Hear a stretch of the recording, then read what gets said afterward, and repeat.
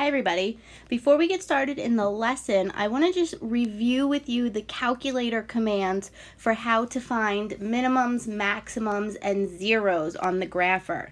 Okay, so those of you who do not have a handheld grapher, there's actually this really great app, if you can see it on my desktop here. It says Calculate 84, and it looks just like the handheld graphing calculator. Okay, so that's what I'm going to be using right now for this demo, and all of the buttons are exact to the handheld model.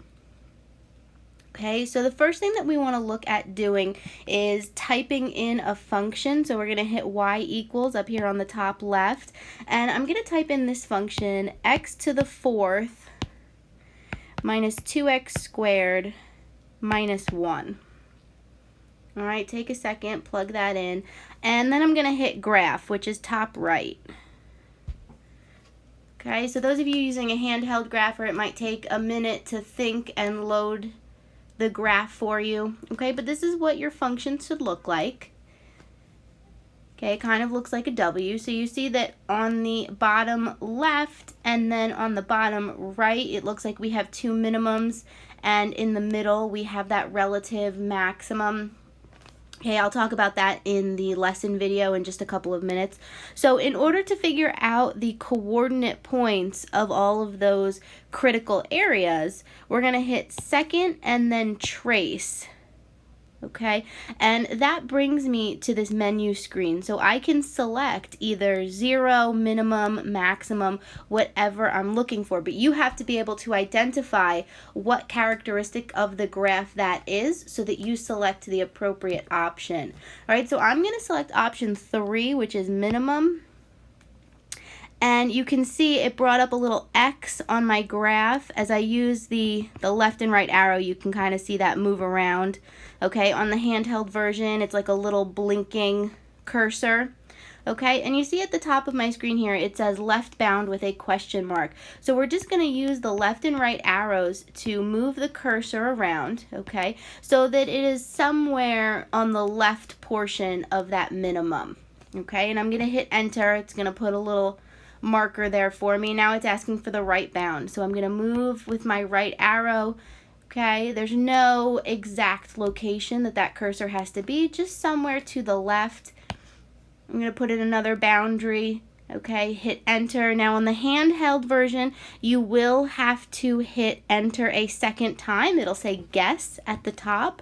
All right, but it does now give you the coordinate of negative 0.48 comma negative 1.42. Okay, so that would be the ordered pair for that minimum. We could do the same thing again if I hit second trace again, and now I select maximum. Okay, I could find that the ordered pair of that little hump in the middle. So again, it's asking for the left bound, so you're going to hit enter to put a marker there, and then using the left and right arrows, just move your cursor around, okay, to put that right marker. And again, on the handheld version, you'll have to hit enter one more time because it'll say guess. Okay, but you can see on the bottom portion of the graph here, it gives us the ordered pair 0.36 comma negative 1.2, I would say 5 if I were rounding. Okay, and that is the ordered pair for that maximum in the middle. And one more, we're going to do second trace again, and now we're going to find the 0. So I'm selecting option 2. All right, you can either hit 2 on the keyboard or you can arrow down and then press enter. All right, so again for the 0, so the 0 is where it crosses the x-axis. So it's asking for left bound again, so I'm going to move my cursor. So if I were finding the 0 that's to the left of this graph, the left bound would actually be up here above it. Okay, but if I were finding the 0 that's on the other side of the function, if I arrow over to here, the left bound over here is actually going to be below. That would be considered the left side of the graph. So if you ever use the grapher in Algebra 2 to find zeros, you know that depending on which side of the function you're on, the left and the right bound switches between above and below the x-axis. All right, so we'll just go back here to this one on the left. If I put a marker there, okay, it again asks me for right bound, so I'm going to move the bottom would be the right bound here. Okay, again, the handheld, you would need to hit enter an additional time.